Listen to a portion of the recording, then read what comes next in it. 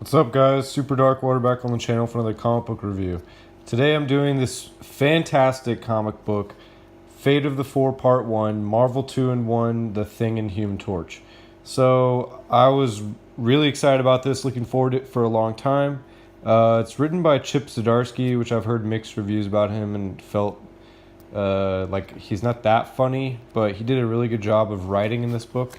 And the art is by Jim Chung, I think his name is. Jim Chung.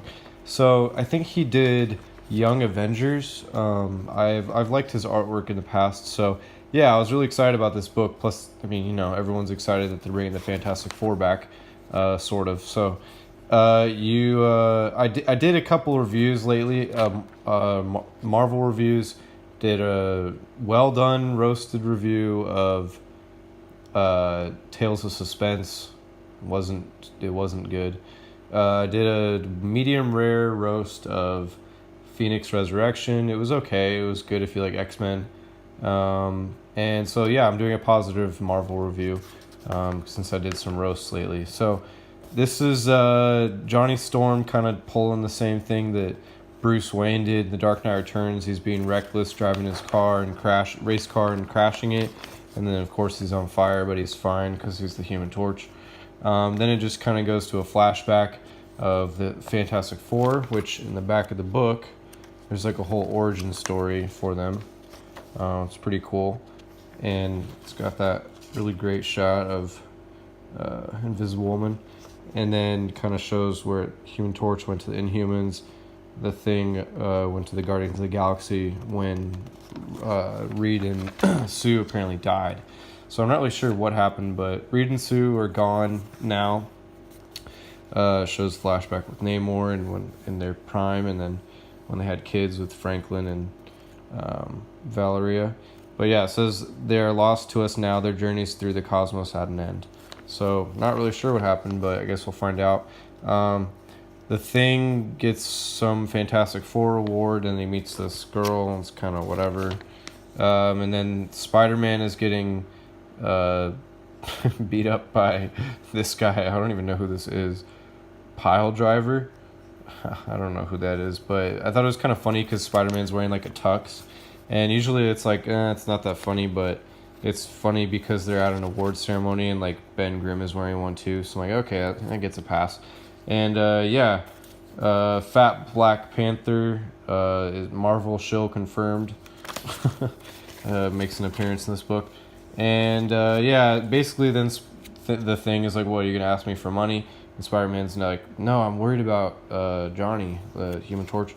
And he gives him the keys to the Baxter Building stuff, and Chip Zdarsky makes a little comment here, and he's like, oh, see Amazing Spider-Man, Peter Parker, Spectacular Spider-Man, which is almost as good, in my opinion. Okay, Chip, calm down.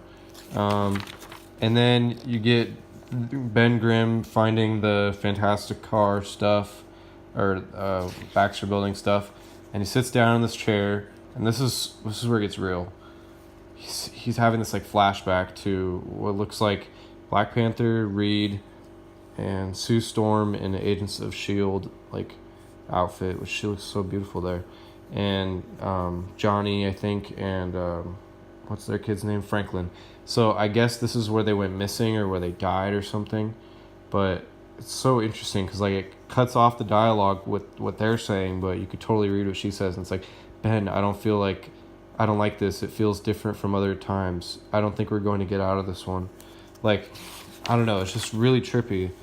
And the way that the coloring and ink work is so cool. Promise me if something happens, take care of Franklin and Val and Johnny. He looks up to you. And then he's like, oh, I ain't no rock, Susie. I just played one on TV. So I don't know. It's cool. It's like nostalgic. And then Doom shows up, but it's not regular Victor. Well, it is Victor Von Doom, but he's like wearing like an Iron Man Doom suit. And I think his name is like the infamous Iron Man. So he's like Dr. Doom Iron Man. So he's like trying to be reformed. He's like trying to turn his ways around. So he tells Ben about this like orb that he found when he was going through his stuff. And so obviously Ben's pissed. He's like, you went through my stuff? Because I guess like he had like all his inheritance like with Reed's stuff. Like, you know, since they died, basically, Ben is the one that's getting all their stuff, him and Johnny. So he's mad that, like, he went through their stuff and found this orb, but he's like, no, I'm trying to help you. And the orb is actually just Reed, a hologram of Reed, like telling him, basically, he has this device that he's leaving him. It's called the Multisect, and it's gonna help them travel to the multiplane, a nexus of seemingly infinite universes. So basically, a device that lets him and Johnny travel to new adventures. And then you get this really interesting shot of Johnny Storm. Sorry, is it focused? Sorry, I'm trying really hard to keep it focused. And he's flying up in the sky, but you can tell he's not that engulfed in flames. And then all of a sudden he like completely goes out and just free falls. And you're like, why is he gonna commit suicide? And then so Ben catches him and he's like gets mad at him, obviously, and he's like telling him how he feels like his flame is going out, like he's not able to use his powers as well. And so that's kind of depressing. But it was good because Ben Grimm like made him feel better. He's like, oh, it's all right. Like, you know, old Stretch wouldn't design anything that wasn't fireproof. So like letting him feel better. Like it's okay that he didn't destroy anything, even though he like freaked out right here.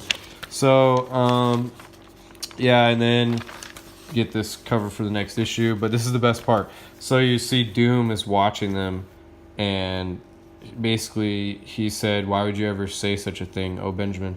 A lie, really? So earlier Ben was telling him about the orb that Doom gave him, and he said they may still be alive. So basically Ben is lying to Johnny to try and get him to hang out again and go on adventures, and Doom is watching them. And I don't know, it was good, it was creepy, it was cool. It was like classic Fantastic Four, classic Doctor Doom.